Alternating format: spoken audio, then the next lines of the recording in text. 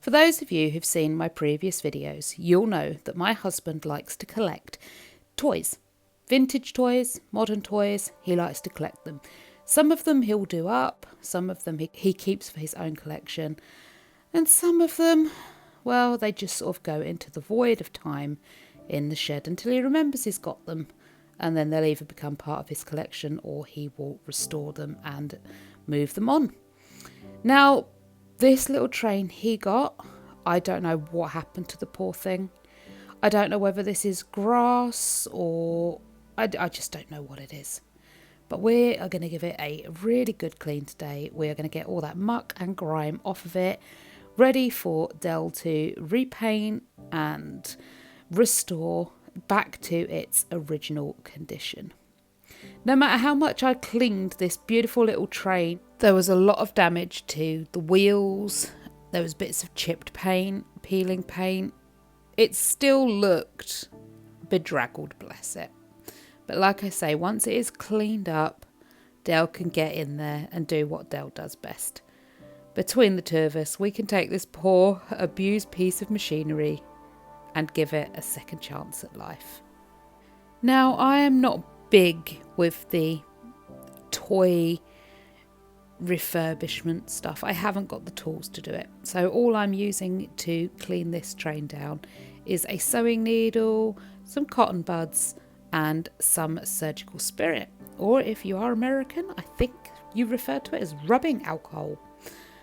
I'm using the surgical spirits just to help soak whatever this matted debris is on the train. Thankfully, the rubbing alcohol or the surgical spirit does sort of evaporate quite quickly, but it does enough of a job that it loosens all this caked on grime and ick. It's actually a very, very satisfying job to do.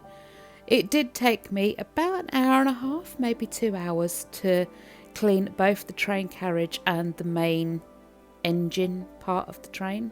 Mainly because whatever this ick is, it had not only got onto the bottom of the train, it had actually got embedded underneath the wheels, behind the wheels. It was in every little gap you could find on this little toy train, and it took forever to get down between all of the little gaps and prise it all out.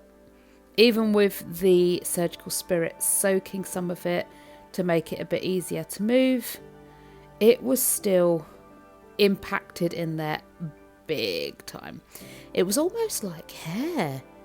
It was kind of like fur. I really would love to know where this train's been to have got in this mess. I suspect in a garden. It could have been left out there for ages.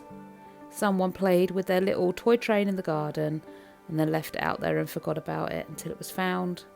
And then Del brought it and I got it to clean. But I really don't know what it is. Like I say, it looks like fur. It's probably not going to be a project I will do again. A, I don't have the right tools. B, I don't have 2 hours of my life I can dedicate into pulling fluff out of train wheels.